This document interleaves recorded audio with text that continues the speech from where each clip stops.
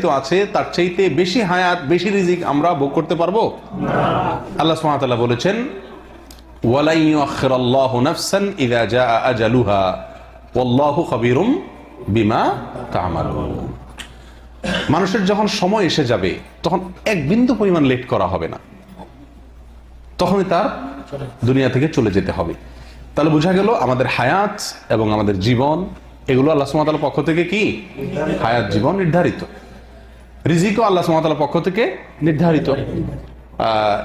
নবী সাল্লাল্লাহু আলাইহি ওয়াসাল্লাম বলেছেন, সহিহ হাদিসে আসছে যে একটি শিশু যখন মাতৃগর্ভে 4 মাস বয়স হয় গর্ভের, তখন আল্লাহ সুবহানাহু ওয়া তাআলার পক্ষ থেকে একজন ফেরেশতা আসেন, আল্লাহ একজন ফেরেশতাকে পাঠান।